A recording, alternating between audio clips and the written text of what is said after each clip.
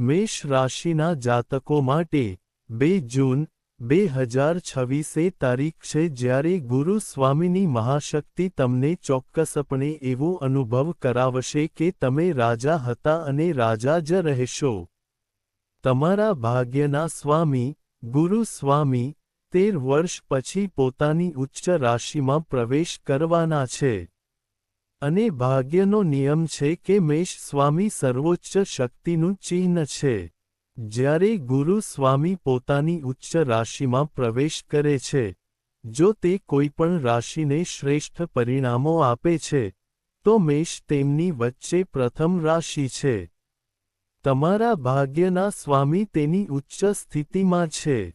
જો 2 જૂનથી ઓક્ટોબર દરમિયાન તમારા જીવનમાં આ 5 મોટા ફેરફારો ન આવે, તો મને કહો કે દેવગુરુ ગુરુ, જે સંપત્તિનો કારક છે, તમારા જીવનમાં ભાગ્યનો કારક છે. તે દ્વાદશેશ પણ છે, પરંતુ ભાગ્યેશ હોવાથી, જ્યારે દેવગુરુ ગુરુ ઉચ્ચ સ્થિતિમાં પ્રવેશ કરે છે, ત્યારે તમે એક વાતની ખાતરી કરી શકો છો. ભલે તમે શનિની સાડે સતીને કારણે તમારા જીવનમાં મોટા ઉતાર ચઢાવનો સામનો કરી રહ્યા હોવ, પરંતુ આ તમારી કુંડળીમાં પરમ શક્તિનો ગ્રહ છે. જ્યારે આપવાની વાત આવે છે, ત્યારે સાડે સતીની આ બધી સ્થિતિઓ અને નકારાત્મક દૃષ્ટિકોણને ભૂલીને, તે તમારા જીવનમાં એક નવો પરિવર્તન લાવશે. તે નવો ઉત્સાહ ઉમેરે છે અને 2 જૂનથી 2 ઓક્ટોબર દરમિયાન, દેવગુરુ ગુરુનો ઉચ્ચ રાશિમાં પ્રવેશ મેષ રાશિના જાતકોના જીવનમાં મોટા ફેરફારો લાવી રહ્યો છે. એક પછી એક સમજો.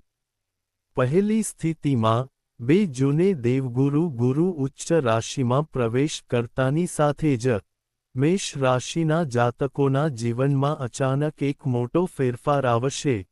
તમને લોકોમાં ખ્યાતિ, સન્માન અને પ્રતિષ્ઠા મળશે અને આ કોઈ આકસ્મિક રીતે નથી, પરંતુ તમારા જ્ઞાનની પરિસ્થિતિઓને કારણે છે જે ભૂતકાળમાં મેષ રાશિના જાતકોમાં ગુણો વિકસિત થયા હતા. તમારી ક્ષમતા ક્યાંક ખોવાઈ ગઈ હતી. જ્ઞાનનો આ ગ્રહ તેને ફરીથી બનાવશે અને તમને સમાજ, પરિવાર, કુળ અને કાર્યક્ષેત્રમાં એવો અહેસાસ કરાવશે કે હું રાજા હતો અને રાજા રહીશ. તમારા જ્ઞાન દ્વારા લોકોમાં ખ્યાતિ અને પ્રતિષ્ઠાનું સ્થાન બનાવીને, મેષ રાશિના લોકો માટે ભૌતિક સુખ સુવિધાઓ વધારવા માટે આનાથી સારો સમય હોઈ શકે નહીં. જો તમે લાંબા સમયથી તમારા જીવનમાં વૈભવીતા ઉમેરવા માટે કોઈપણ રીતે જમીન, મકાન, વાહન, કાર, ઘોડો ખરીદી અથવા વેચી રહ્યા છો. તમે કંઈક આયોજન કરી રહ્યા હતા. કોઈને કોઈ કારણસર, તેમાં વિલંબ થયો. આ ગ્રહ તમારા ભૌતિક સુખને ટૂંકા ગાળામાં નહીં પરંતુ તમારા જીવનમાં 13 વર્ષ પછી પૂર્ણ કરવાનો છે. તેની ઉચ્ચ રાશિમાં પ્રવેશ કરી રહ્યો છે. આ ઉપરાંત, તમને માતાની ખુશી અને માતા સાથે સમજણ સંબંધિત સમસ્યાઓ જોવા મળવાની હતી. માતાના સ્વાસ્થ્યના યુગમાં તમને કોઈપણ સમસ્યાનો સામનો કરવો પડવાનો હતો, આનાથી રાહત મળશે.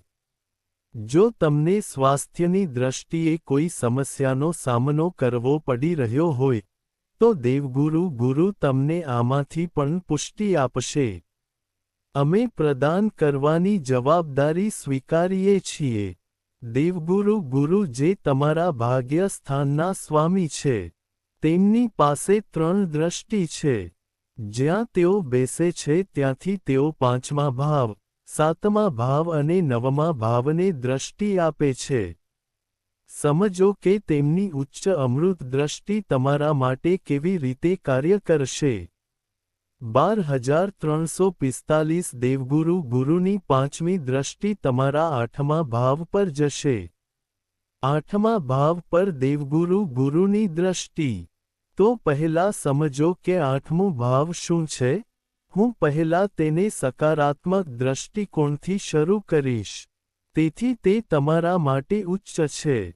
શિક્ષણનું સ્થાન છે. ગુપ્ત વિજ્ઞાનની આ સ્થિતિ તમને તમે જે પણ કાર્ય કરી રહ્યા છો તેનું ઊંડું જ્ઞાન આપશે. તે શું છે? તે જ્ઞાન માટે જવાબદાર ગ્રહ છે. તમારી પાસે જે પણ જ્ઞાન છે તે એટલી સંપૂર્ણ માત્રામાં હોવું જોઈએ કે કોઈ તમારા ક્ષેત્રમાં તમારી સાથે સ્પર્ધા ન કરી શકે. આ પ્રકારનું જ્ઞાન અહીંથી પ્રાપ્ત થાય છે. આ સાથે તમને માનસિક તણાવ, હતાશા, કામમાં અવરોધો, જે કાર્ય અટકી રહ્યું હતું તે મળશે. આ પરિસ્થિતિઓ તમારા માટે ખૂબ જ સુંદર સ્વરૂપમાં બનાવવામાં આવશે. ગુરુ મહારાજની દ્રષ્ટિ ફક્ત આ સ્થાન પર છે.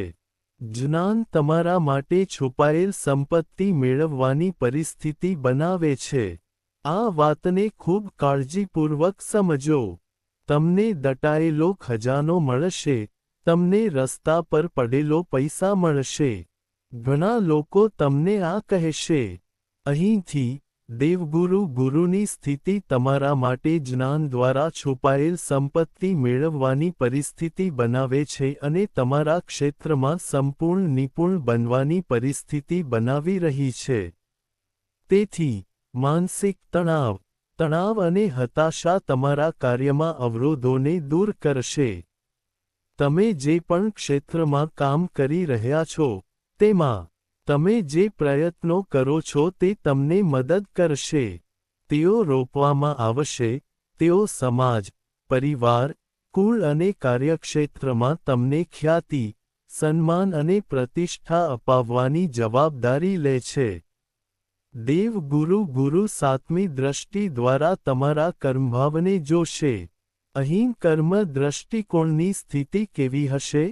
તો તેમની અમૃત દ્રષ્ટિ દ્વારા તમે તમારા કર્મક્ષેત્રમાં નોકરી કરી રહ્યા છો. શું તમે કોઈ પ્રકારની સમસ્યાનો સામનો કરી રહ્યા છો? તણાવ છે, અજ્ઞાત ભય છે. શું હું મારી નોકરી ગુમાવીશ? તમે નવી નોકરી શોધી રહ્યા છો. તમને વારંવાર અસ્વીકાર મળી રહ્યો છે. તમે જે તકો ઈચ્છો છો, જેના તમે લાયક છો, તે તમારા માટે બનાવવામાં આવી રહી નથી. તમે કરો છો. આ તમારી અપેક્ષા છે. હવે જુઓ કે દેવગુરુ ગુરુ કાર્યસ્થળમાં તમારા માટે નવી પરિસ્થિતિઓ બનાવવાની જવાબદારી કેવી રીતે લે છે. તમારા માટે નવી નોકરીની તકો બનાવે છે. તમારા પોતાના કાર્યસ્થળમાં તમારા માટે પ્રમોશન માટેની પરિસ્થિતિ બનાવે છે. તમારા બોસ અને સાથીદારો તરફથી તમારા માટે સમર્થન ઉત્પન્ન થશે. આવી પરિસ્થિતિ બનાવવાથી, અથવા હું એમ કહું કે બોસ અને સાથીદારો જે ગઈકાલ સુધી તમારા પગ ખેંચી રહ્યા હતા તે 2 જૂન પછી તમારી પ્રશંસા કરવાનું શરૂ કરશે. જો તમે વ્યવસાયમાં છો, તો વ્યવસાયિક દ્રષ્ટિકોણથી પણ દેવગુરુ ગુરુનું અમૃત તમારી દ્રષ્ટિ તમારા માટે ખૂબ સારી રીતે કામ કરશે. જ્યાં કોઈ ટેન્ડર અટકી ગયું હોય, ત્યાં પૈસા અટકી ગયા હોય, અંતિમ સોદો તમારા માટે વારંવાર અટકી રહ્યો હોય, તે પરિસ્થિતિઓ તમારા પક્ષમાં આવશે.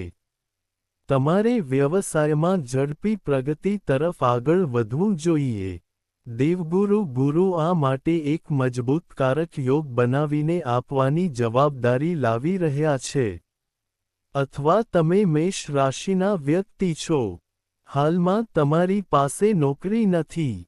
તેથી તમારા માટે નોકરીની પરિસ્થિતિ માટે ખૂબ જ સારો યોગ બનશે. કેટલાક સરકારી કામ અટકી ગયા છે. આમાં પણ દેવગુરુ ગુરુ તમને સફળ બનાવવાની જવાબદારી લે છે. અને નવમી દ્રષ્ટિ સાથે, તે પોતાના ઘર તરફ જોશે. આ તમારા માટે ખૂબ જ સારો યોગ છે. ભૂતકાળમાં, તમે બિનજરૂરી ખર્ચાઓ કરી રહ્યા હતા. દરવાજામાંથી પૈસા અંદર આવતા હતા, પરંતુ તમે સમજી શકતા ન હતા કે તે બારીમાંથી ક્યારે બહાર જાય છે. આ બિનજરૂરી ખર્ચાઓનો અંત આવશે. સ્વાસ્થ્યના આ યુગમાં જે હોસ્પિટલાઇઝેશન ખર્ચ જોવા મળતો હતો તે સમાપ્ત થશે.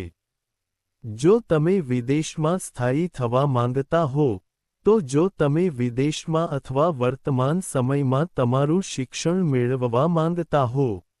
હું વિદેશમાં છું, પણ તમારું PR કામ અટવાયું છે. તૈયાર થઈ જાઓ.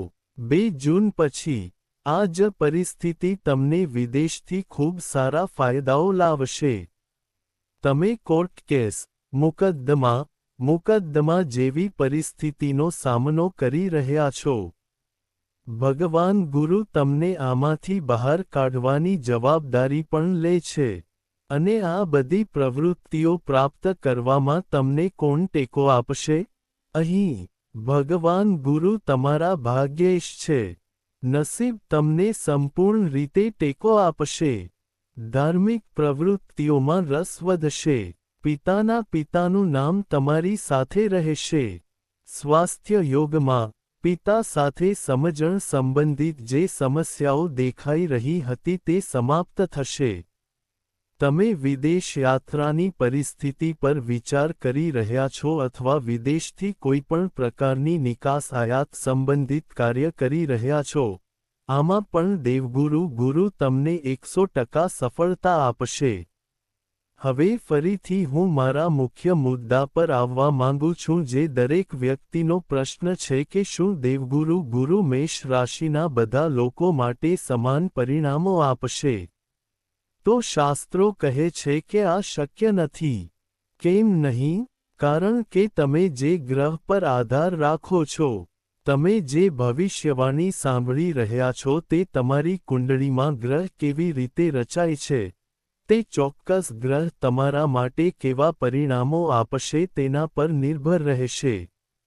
મેષ રાશિવાળા કરોડો લોકો છે.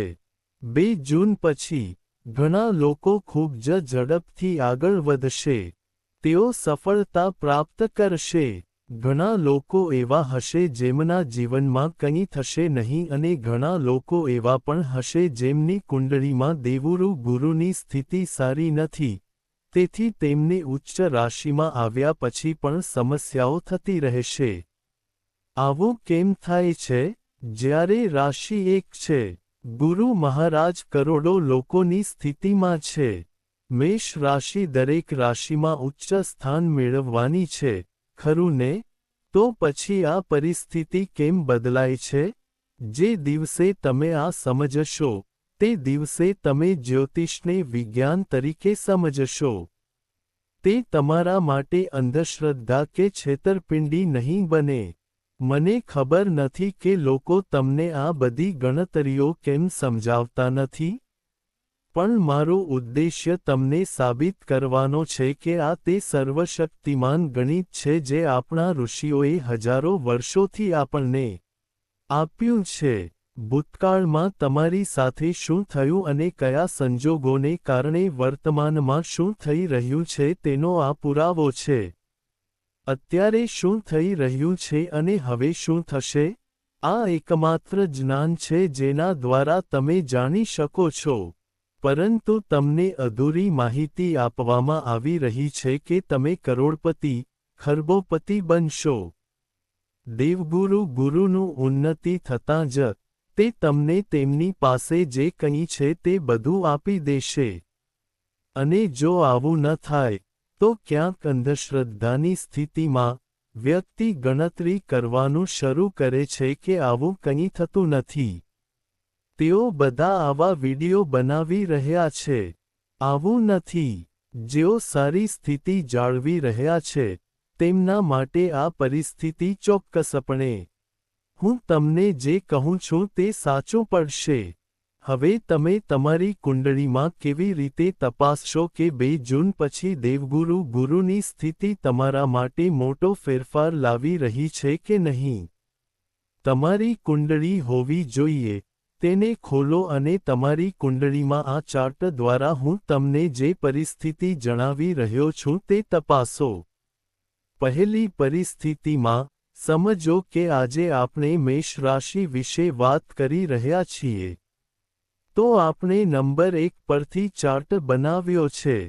તમારે તેને એવું સમજવું જોઈએ કે જાણે આ ચાર્ટ પર કોઈ સંખ્યા લખેલી નથી. તમારે આ સ્થાન પર ધ્યાન કેન્દ્રિત કરવું જોઈએ. આ તમારું લગ્ન સ્થાન છે. સ્થાન ઉપરનો નંબર તમારો અથવા બીજા કોઈનો હોઈ શકે છે. પણ હું જે પરિસ્થિતિનું વર્ણન કરી રહ્યો છું તે કાળજીપૂર્વક તપાસવી જોઈએ. તો શાસ્ત્ર શું કહે છે? લગ્ન સ્થાનથી દેવગુરુ ગુરુ તમારી કુંડળીમાં 6ઠ્ઠા ભાવ, 8મા ભાવ કે 12મા ભાવમાં ન હોવો જોઈએ. આ પહેલી શરત છે. તમારે મારી સાથે તમારી કુંડળીમાં આ ગણતરી કરવી પડશે. મેં તમને કહ્યું હતું કે સંખ્યાઓ ન ગણો. મારી આંગળી મારી સાથે હોય ત્યાંથી ગણતરી શરૂ કરો. 1,23,456 છઠ્ઠું ભાવ છે. 7 8 8મું ભાવ છે. 9 1 0 1 1 1 2 12મું ભાવ છે. લગ્ન સ્થાનથી 6ઠ્ઠું ભાવ છે. દેવગુરુ ગુરુ તમારી કુંડળીમાં 8મા કે 12મા ભાવમાં ન હોવો જોઈએ. આ તમારા માટે પહેલી સ્થિતિ છે. બીજી સ્થિતિમાં દેવગુરુ ગુરુ તમારી કુંડળીમાં જ્યાં 10 નંબર લખાયેલ છે ત્યાં છે. આ સ્થાન પર દેવગુરુ ગુરુ નબળો પડી જાય છે. આજે આપણે 10 મેષ લગ્નની ચર્ચા કરી રહ્યા છીએ. જો તમારો લગ્ન મેષ છે તો 10 નંબર અહીં આવશે. જો લગ્ન કોઈ અન્ય સ્થાન પર હોય તો શક્ય છે કે આ 10 નંબર કોઈ અન્ય સ્થાન પર આવી શકે છે. તમારે 10 નંબર પર જોવું પડશે કે જો દેવગુરુ ગુરુ 10 નંબર પર હાજર હોય તો તે નબળો પડી જશે અને તમારા માટે શુભ પરિણામો આપશે.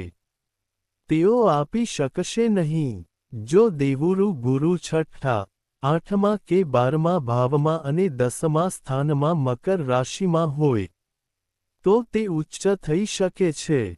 તે નબળા પડી શકે છે. તે પોતાની રાશિમાં જઈ શકે છે. તે તમારા માટે ક્યારેય સારા પરિણામો આપી શકશે નહીં. અને દરેક વ્યક્તિએ પોતાની કુંડળીમાં આ પરિસ્થિતિને સમજવી જરૂરી છે કે કયા ગ્રહો મને સારા પરિણામો આપશે, કયા ગ્રહો મને અશુભ પરિણામો આપશે. જે દિવસે તમે તમારી કુંડળીના જ્યોતિષી બનશો તે દિવસે તમે આ ખૂબ જ સરળ અને સરળ રીતે સમજી શકશો કે આ યુટ્યુબ અને ફેસબુક પર કરોડો વિડિયો અપલોડ થઈ રહ્યા છે. આમાંથી કયો વિડિયો મારા પક્ષમાં સાબિત થશે? કયો વિડિયો મને ફક્ત આકર્ષક અને મીઠા સપના બતાવી રહ્યો છે અને આ મારો પ્રયાસ છે. જો તમે ભૂતકાળથી મારી સાથે જોડાયેલા છો તો તમારે સારી રીતે જાણવું જોઈએ કે હું કુંડળી કેવી રીતે સમજાવું છું. જો તમે તેને પહેલી વાર જોઈ રહ્યા છો તો તમારી કુંડળીમાં આ ગણતરીઓ એકવાર તપાસો. 6, 8, 12 અને નીચી સ્થિતિમાં છે.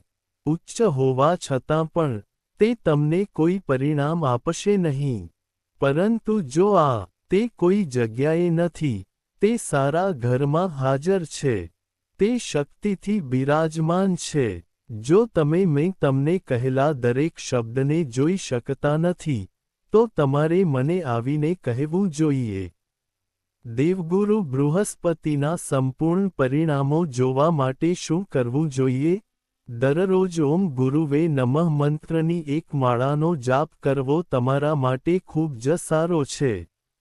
જો વિષ્ણુ સહસ્ત્રનામનો પાઠ કરવો શક્ય ન હોય તો પણ તમારે તે સાંભળવું જોઈએ. ફક્ત સાંભળવાથી જ ખૂબ સારા પરિણામો મળે છે. જો દેવગુરુ બૃહસ્પતિ તમારી કુંડળીમાં સારા ઘરમાં સ્થિત છે, તમે એવા બની ગયા છો.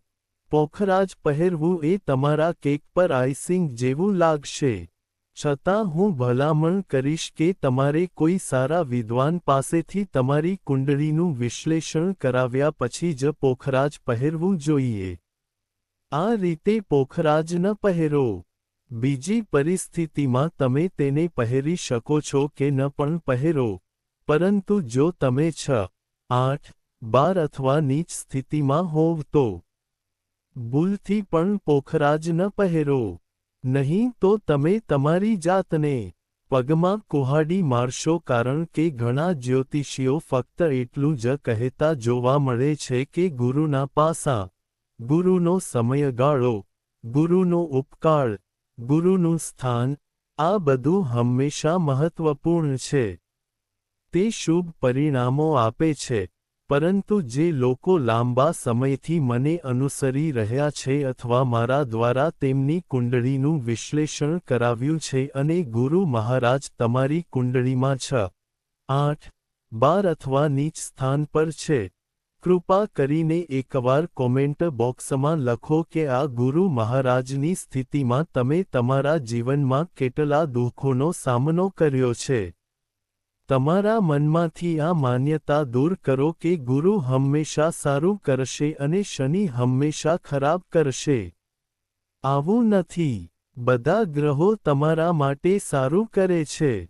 બધા ગ્રહો તમારા જીવનમાં ખરાબ કરી શકે છે. તમારી કુંડળીમાં તેમનું સ્થાન કેવી રીતે છે? તમારી કુંડળીમાં કારક ગ્રહ છે કે અશુભ તે નક્કી કરશે કે તે તમને કેવા પરિણામો લાવશે.